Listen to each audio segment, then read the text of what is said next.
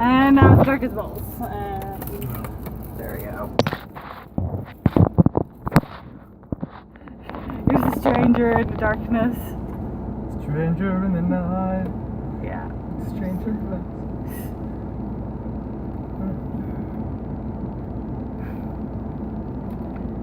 So we just saw Brigsby Bear, and basically I was like, I have to make a video, talk about it, and here we are. It was a wild trip. Yeah. I know I got a lot of it. What I got from it was like definitely somebody's baby. And are you doing okay there, hon? Yeah, I'm good. Okay, good. Just had to make sure it was oriented correctly. There we go.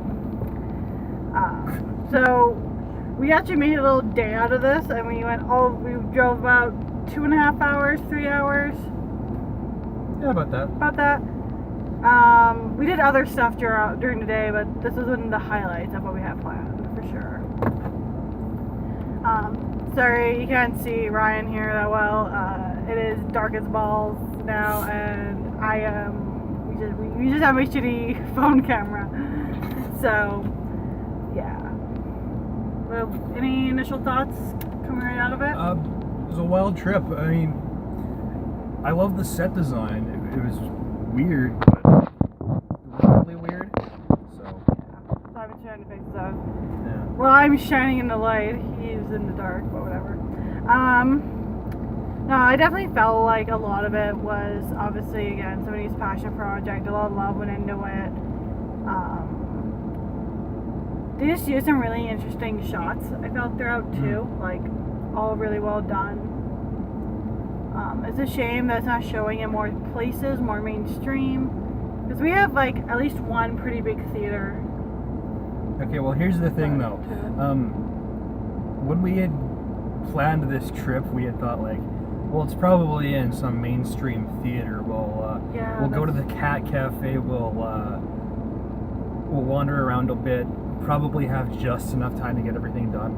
But we ended up, we waited in line at the Cat Cafe for 20 minutes or so, and that was 45 minutes of just hanging out with little kittens, little babies. So fun.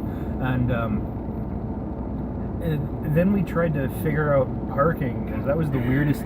We're not even going to get into that. So that was a trip in itself. Yeah. And we found the theater, the Plaza Theater. It's just this little, I don't want to call it a shithole, but that's what it was. It's just a little tiny, rundown, beat up theater. Yeah. It was great. I have pictures like all up on my Instagram, or there should be at least by the time I upload this. Yeah. But we definitely just took a day to explore the city. I think that added to like how we felt going into the movie too. It was very hipster. I hate calling it that, but it's very hipster. Really, for lack of a better word, that's really what it was. Yeah. But like, look at us, we're hipsters. Hipsters. Yeah. So, if you can't tell, this is all unscripted. We're just being idiots talking about this movie we saw, and I have so many thoughts about it, but at the same time, I don't know how to put it into words. Like, as somebody who strives to create themselves, definitely a lot of the beats felt the same as the things you go through yourself. Like, everybody's just thinking you're just insane, just getting so focused on wanting to create something.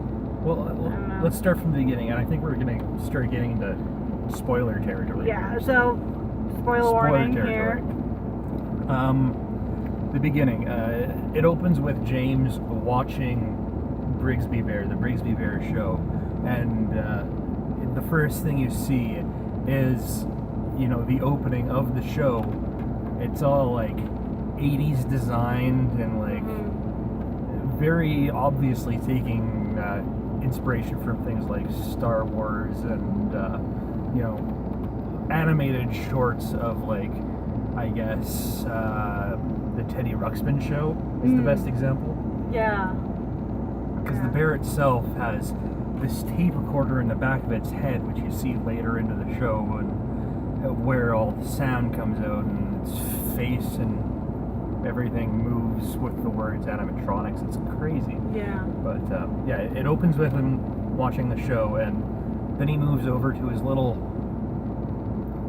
You wouldn't even call it a computer. It's like something out of a Soviet submarine. Yeah. With this little webcam that he has to twist to turn on. It's crazy. And he himself blogs about it. Vlogs about it, I guess is the word. Yeah. And he thinks he's got people commenting on it, but that itself is more things. Believe it or not, they have Mark Hamill in this.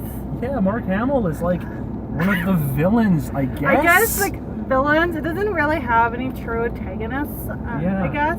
It's more James trying to fit into society after being, like, locked in this bunker for so long by Mark Hamill and his character's partner. I can't remember the name of the actress for her. The characters were Ted and April, so... Like, yeah, that's the name of the characters, but I actually didn't catch on the fact it was Mark Hamill until the end. Yeah, when he started doing the voices, and that was pretty crazy. Yeah, but no, this is great to see.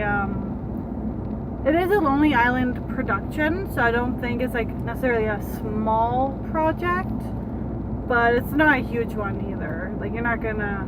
Yeah, not it's not a huge of budget thing. So. Yeah, but despite that small budget, or smaller budget, I guess, you can definitely tell like a lot of love, a lot of attention. You know, definitely went into this, and yeah, it was really well done. I just can't get over how like well done it looked. Yeah, it was crazy. We could go on for hours, but I don't think we're going to. No, we'll At least probably not for now. We'll probably wrap it up for now. But yeah.